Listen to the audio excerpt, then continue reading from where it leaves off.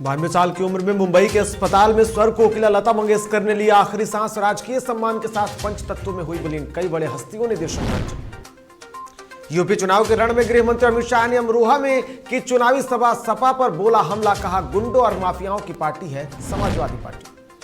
पटना के कई इलाकों में मद्य निषेध विभाग ने की छापेमारी। नाव से गंगा पार कर ड्रोन की मदद से दियारा इलाकों में की छापेमारी। कई भट्टियां ध्वस्त। बिहार आपदा प्रबंधन की बैठक में लिया गया फैसला। 7 फरवरी से राज्य में कई पाबंदियों पर मिलेगी छूट। स्कूल कॉलेज के साथ सिनेमा घर खोलेंगे। यूपी चुनाव में घमासान के बीच चुनाव आयोग ने रैलियों में सख्ती पर अब दी ढील। इंडोर मीटिंग में 500 लोगों को इजाजत। नमस्कार, आप देख रहे हैं डीटीवी भारत और मैं हूं आपके साथ निर्भय किशोर। खबरों की शुरुआत करेंगे, लेकिन आज शुरुआत उस खबर से होगी जिसने दिन भर पूरी तरीके से लोगों को गमगीन रखा, जो दिन भर सुर्खियों में रही। बात स्वर कोकिला की। 92 साल की उम्र में दुनिया को अलविदा कहने वाली स्वर कोकिला लता मंगेशकर की राजकीय सम्मान के साथ अंतिम विदाई दी गई, जिसके बाद वो पंचतत्वों में विलीन हो गई, जहां उनके भाई ने उन्हें मुखाग्नि दी। वहीं उनकी अंत्येष्टि के दौरान सेना के जवानों ने सम्मान में बैंड भी बजाए।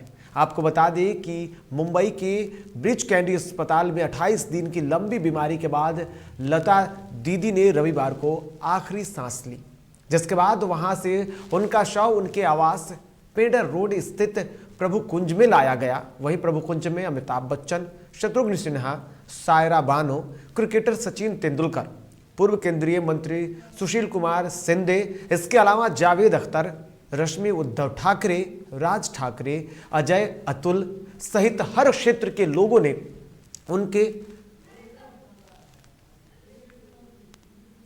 उनके अंतिम दर्शन किए। प्रधानमंत्री ने रविवार सुबह उनके निधन के बाद अपने राजकीय कार्यक्रम जो थे वो सभी रद्द कर दिए और उसके बाद मुंबई जाने का उन्होंने फैसला लिया और मुंबई पहुंचे और अंतिम यात्रा में शामिल हुए।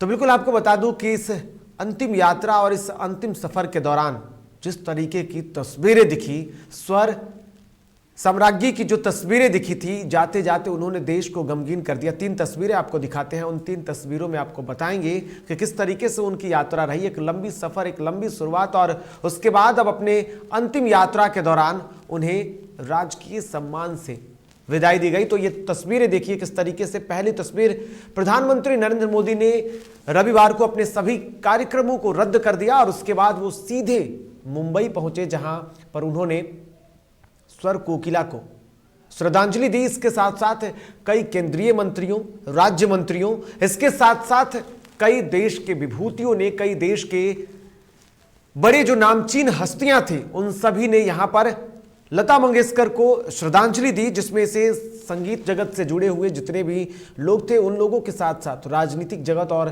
देश की कई बड़ी हस्तियों ने आज स्वर साम्राज्ञी को आखिरी प्रणाम किया और इस प्रणाम के दौरान कई लोग मौजूद रहे।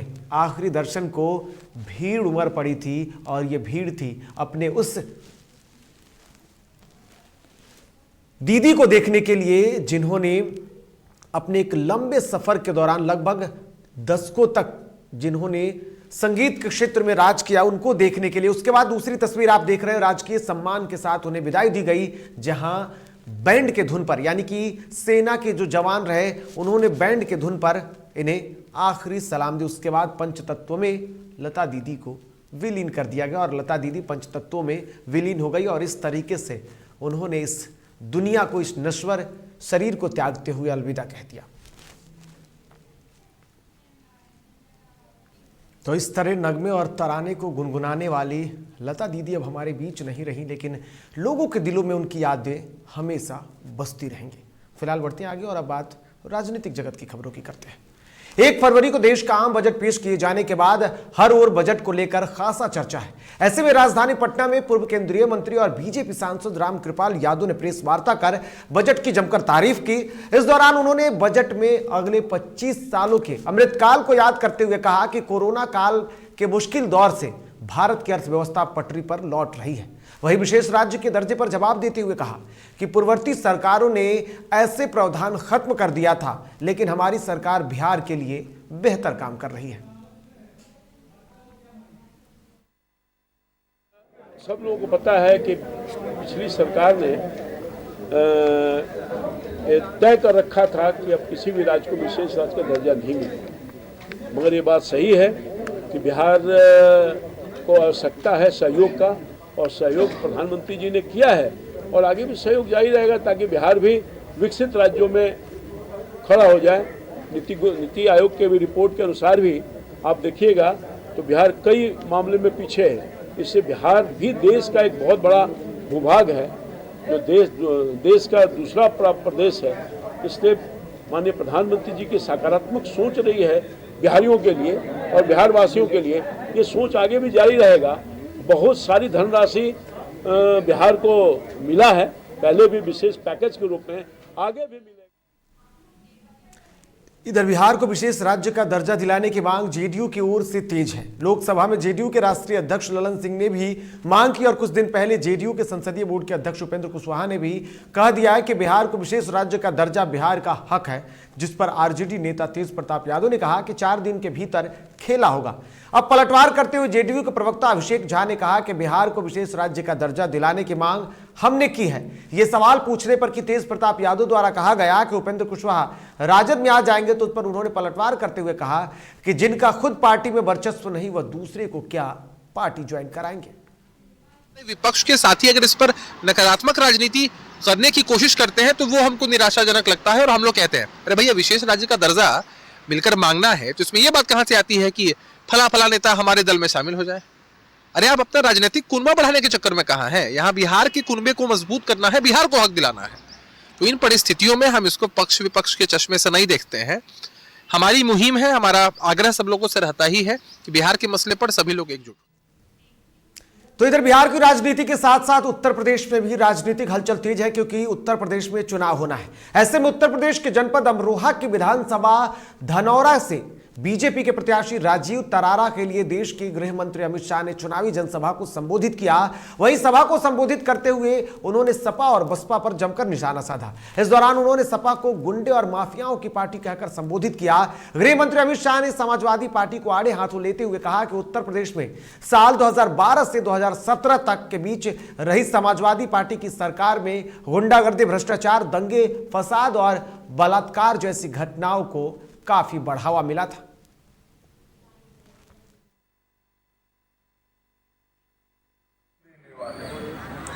और दूसरा खेमा है जो केवल और केवल विकास करता है, उत्तर प्रदेश को आगे बढ़ाता है। इधर उत्तर प्रदेश के सिद्धार्थनगर में बीजेपी छोड़ बसपा में आए राधा रमन त्रिपाठी को, जो बसपा पार्टी के प्रत्याशी घोषित होने के बाद शोहरतगढ़ विधानसभा क्षेत्र में जनसंपर्क किया। इस दौरान उन्होंने बसपा प्रत्याशी पंडित राधा रमन त्रिपाठी ने डोर टू डोर जनसंपर्क किया। शोहरतगढ़ विधानसभा के गौरा बाजार में बसपा प्रत्याशी ने अपनी जीत के लिए वोट भी मांगा। जनसंपर्क के दौरान उन्होंने तमाम कार्यकर्ताओं और वरिष्ठ नेताओं की मौजूदगी में लोगों से बातचीत करते हुए बेहतर विकास का भरोसा दिया है। बनने के पश्चात जब कल सूची जारी हुई तो जब मैं क्षेत्र में निकला, जनता का मिल रहा अपार स्नेह और आशीर्वाद इस बात का द्योतक है कि जनता निर्णय ले चुकी है, बस सर्टिफिकेट उनको देखना बाकी रह गया। इधर यूपी के बहराइच में सपा के कैसरगंज विधानसभा से उम्मीदवार आनंद यादव का लखनऊ से आते समय घाघरा घाट पर भव्य स्वागत किया गया, जहां समाजवादी पार्टी के पूर्व घोषित प्रत्याशी मसूद आलम की जगह आनंद यादव को कैसरगंज विधानसभा का प्रत्याशी बनाया गया। बता दें, आनंद यादव को प्रत्याशी बनाने पर मसूद आलम ने समर्थकों से अखिलेश यादव का पुतला फूका था। वहीं उम्मीदवार आनंद यादव अपने समर्थकों के लंबे काफिले के साथ कैसरगंज रवाना हुए।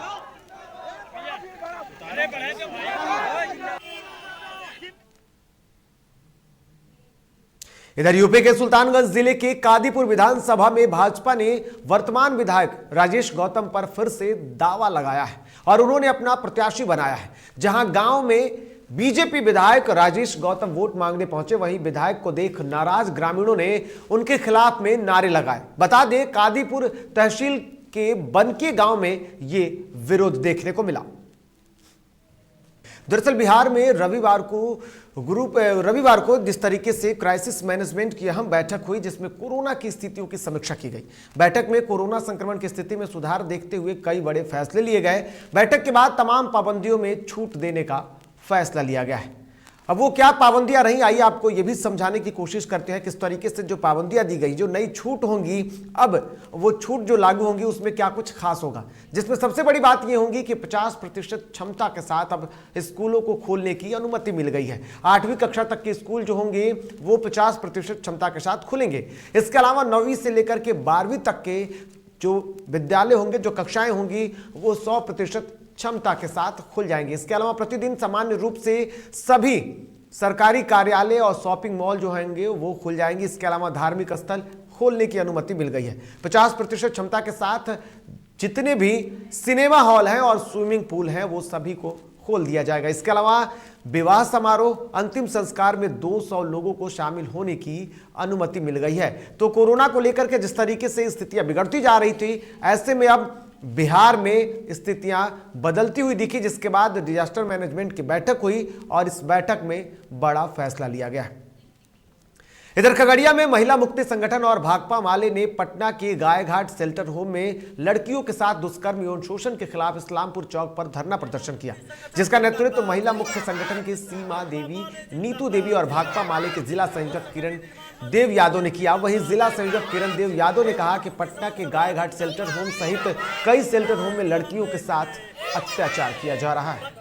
गायघाट के शेल्टर होम में अन्याय, अत्याचार, बलात्कार क्यों? नीतीश कुमार जवाब दो। इधर सीतामढ़ी से मानवता को शर्मसार करने वाली घटना सामने आई, जहां जमीनी विवाद को लेकर दबंगों ने मां की गोद से छीनकर एक बच्चे को पटक कर उसकी मौत के घाट उतार दिया। हद तो तब हो गई जब इस घटना के बाद बेसुध मां अपने मृत बच्चे को लेकर थाने पहुंचे तो पुलिस ने पीड़ित मां को ही हिरासत में ले लिया। दरअसल हुसैना वार्ड 13 में मृतक की बुआ की जमीन पर कुछ दबंगों ने पुलिस के साथ मिलकर कब्जा कर लिया और परिजनों के साथ पुलिस की मौजूदगी में ही मारपीट की गई। इसी दौरान जब दबंगों की नजर बच्चे पर पड़ी तो बच्चे को मां से छीनकर उनकी दर्दनाक हत्या कर दी, उसे पटक दिया और उसके बाद उस बच्चे की मौत हो गई। वहीं इस मामले को लेकर के जब पीड़ित मां थाने गई तब पुलिस की एक और बर्बरता देखने को मिल गई।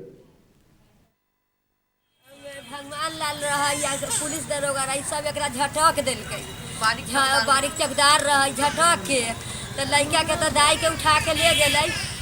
एगो औरो मर्द के घर में से गार्जियन के उठा के ले गए। तब वही दिन से लड़का के कि कोई देखे वाला ना रही, मत माए रही, रात लड़का डेट कर गए। अब देखावे गई थाना पर, थाना जी के पुलिस सिपाही जी के तो मायो के बंद कर ले। इधर 9 महीने से 21 साल का नौजवान दीपक कुमार डुमरांव से लापता है। तो आपको बता दूं कि 9 महीने से 21 साल का नौजवान दीपक कुमार जो है वो डुमरांव से लापता है। अपने बेटे को लेकर माता पिता जो है वो उनका रो रो कर बुरा हाल है, लेकिन कहीं भी बेटे का सुराग नहीं मिल रहा है। बताया जा रहा है कि 30 अप्रैल 2021 की शाम दीपक घर से निकला तो वापस नहीं लौटा। हालांकि परिजनों के अनुसार उसकी दिमागी हालत ठीक नहीं थी।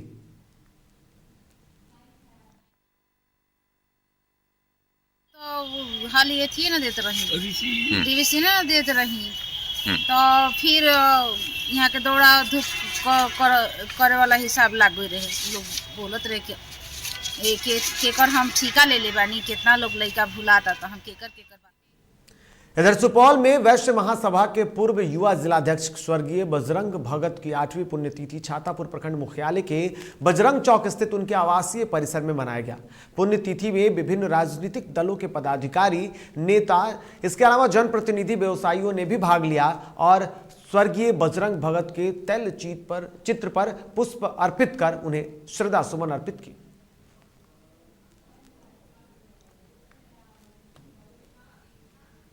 इधर सरस्वती पूजा को लेकर के लगातार धूम देखने को मिली, तो दूसरे दिन भी सुबह से ही विभिन्न जगहों पर स्थापित मां सरस्वती की पूजा अर्चना करते हुए कई जो श्रद्धालु थे वो नजर आए। कुछ जगहों पर मां सरस्वती की विसर्जन भी की गई है। रविवार को छातापुर प्रखंड के महद्दीपुर बाजार स्थित कोचिंग संस्थान में सुबह से ही कई जगहों पर जो छात्र हैं वो अपने माता की विदाई देते नजर आए और इस दौरान विसर्जन भी किया गया, तो कई जगहों पर पूजा अर्चना करते जो श्रद्धालु हैं वो नजर आए। आज का संचालन बिल्कुल जो है बिल्कुल शांति तरह से हुआ है। कोविड लेके जो इस विद्यालय बंद है उस स्थिति में सरकार के द्वारा जो गाइडलाइन दिया गया है बिल्कुल उसी के हिसाब से चलाया गया है। विसर्जन भी के लिए डीजे की व्यवस्था नहीं है, बिल्कुल शांति तरह से विसर्जन किया जाएगा। आज विसर्जन होना है, किस तरह आप लोग आज विदा करेंगे माता रानी को? माता रानी को अपना स्तर से खिलाएंगे, उसका खोइछा देंगे, उसके बाद शांति से विदाई करेंगे, शांतिपूर्वक विदाई करेंगे। तो कोरोना कहर के बीच अब उत्तर प्रदेश में भी ढील देखने को मिली है। दरअसल कोरोना काल में लगातार कमी के चलते चुनाव आयोग ने रैलियों में कुछ छूट दे दी है। अब तक 50 लोगों को खुले में जनसभा की अनुमति थी, जिसे बढ़ाकर अब 1000 कर दिया गया है। यानी कि 1000 या मैदान की जो क्षमता होगी उसके मुताबिक 50% कर दी गई। इसके अलावा इंडोर मीटिंग में 300 लोगों की जगह 500 लोग या हॉल की क्षमता 50% लोग शामिल हो सकेंगे। आपको ग्राफिक्स के जरिए जरा सा यूपी की भी तस्वीरें दिखा देते हैं कि किस तरीके से चुनाव आयोग ने जो छूट दी है उस छूट के मुताबिक क्या कुछ खास बातें कही गई हैं। इसके मुताबिक चुनाव आयोग ने जो छूट दी है उसे ग्राफिक्स के जरिए समझा देते हैं। दरअसल चुनाव आयोग ने चुनावी रैलियों से अब रोक हटा दिया है, लेकिन उसके लिए कुछ पाबंदियां लगाई है। खुले मैदान में चुनावी रैली की इजाजत दे दी गई है, जिसके लिए इसके साथ साथ इंडोर के लिए भी 50% क्षमता की अनुमति दी गई है। साथ ही साथ आउटडोर रैलियों के लिए 50% क्षमता की अनुमति अब घटते कोरोना संक्रमण के मद्देनजर यह फैसला लिया गया है। इसके अलावा रोड शो, बाइक रैली अभी भी जारी रहेगी। इन सारे पर जो रोक है वो अभी भी इस पर रोक जारी रहेगी।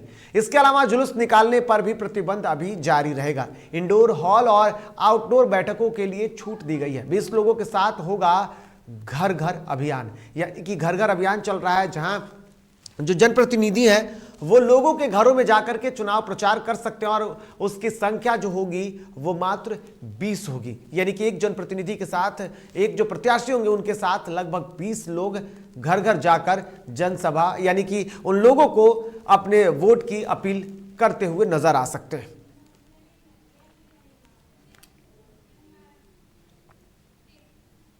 इधर उत्तर प्रदेश चुनाव के ऐलान के साथ ही जिला प्रशासन लोगों को जागरूक करने में जुटी हुई है। ऐसे में बांदा में लोकतंत्र के पर्व को सफल बनाने के लिए जिला अधिकारी अनुराग पटेल के द्वारा प्रतिदिन नए नए तरीके इजाद करते हुए लोगों को मतदान करने के लिए जागरूक करने का काम किया जा रहा है। ऐसे में प्रतिदिन जिले के तमाम अधिकारियों के द्वारा समस्त तहसीलों में किसी न किसी तरीके से मतदाताओं को मतदान करने के लिए जागरूक करने का काम चल रहा है। इसी तर्ज पर रविवार को जिला अधिकारी अनुराग पटेल के द्वारा शहर के राजकीय इंटर कॉलेज मैदान में मतदाता जागरूकता कार्यक्रम के तहत मनमोहक झांकियां और दीवारी नृत्य का आयोजन किया गया, जिसके अलावा लोगों के घरों तक जाकर जागरूक करने का भी काम किया गया। ये रैली नहीं है, ये दस्तक दरवाजे तक, इस नाम से आज हम लोगों ने मतदाता जागरूकता अभियान चलाया है। इसके पहले भी आप जान रहे हैं कि बहुत सारे अभियान चल चुके हैं।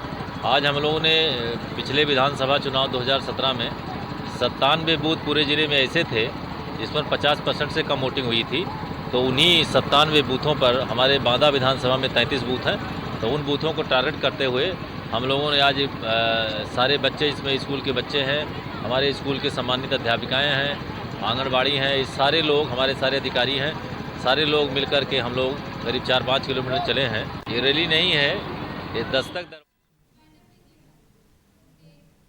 तो खबरों के सफर फिलहाल इतना ही। ताजा तरीन खबरों के लिए आप देखते रहिए DTV भारत। नमस्कार।